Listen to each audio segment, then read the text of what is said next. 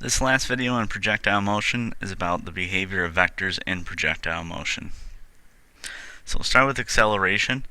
Since acceleration is caused by gravity, and gravity is going to be, the acceleration due to gravity be the same everywhere, on every single one of these points, regardless of how high or how low the object is in projectile motion, whether it's at the peak, or it's just left the ground, or it's just about to hit the ground, it'll always be down, and its value will be 9.81.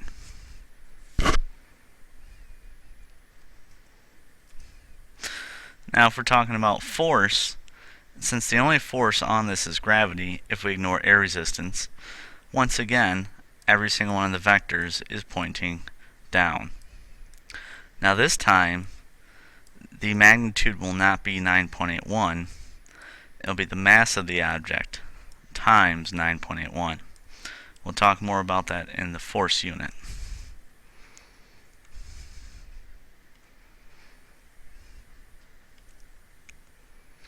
Now velocity. There's both an x and y velocity we have to concern ourselves with. If you remember in the previous video, x and y are completely separate and independent of each other. So we're going to take a look at the x first, and then the y, and then what happens when they're combined. So x remains constant because there is no x acceleration. So for the entire time, the x vector of velocity will be to the right at the same length. And again, it doesn't matter how high or how low it is, whether it's at the peak, whether it's on the ground. This does mean something special though, and that's here at this point Q at the peak. In the previous unit on linear motion, we talked about how at the peak the velocity is 0. That will not be the case in projectile motion because there is an x velocity. The y velocity is constantly becoming more negative. So when the object first leaves the ground, it's traveling upwards, so the vector points up. Once it reaches this point P, it's still traveling up, but at a much slower rate. At the point Q, there is no more velocity in the y direction. The point R, the ball is now traveling down, but not very fast. What's more interesting is the speeds at P and R are the same. The direction is different though. At the point S, it has sped up, still traveling down. And once again, just like P and R, for the speed at O and S, it's the same. The last thing to take a look at is what happens if we put the x and y together. If we combine them, we're going to use the Pythagorean theorem to do this. So what we can do is, given these y vectors in red and these x vectors in blue, is build a rectangle, and along the diagonal of the rectangle is our velocity vector. This is the net velocity. If we continue onwards to the point P, we notice the vector is still maintaining its strength in the x direction, but in the y direction it is weaker. Therefore, it's going to have more of a horizontal tilt to it. When we get to the point Q, there is no y component, only an x, so the net velocity is strictly to the right. When we get to the point R is going to have the same magnitude as the point P, but the direction will change. It'll be going down and to the right instead of up and to the right.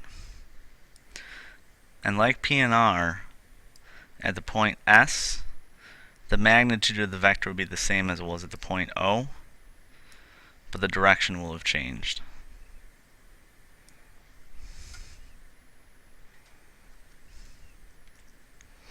So once again, without these, we can go ahead and conclude that at the point O, it'll be up and to the right.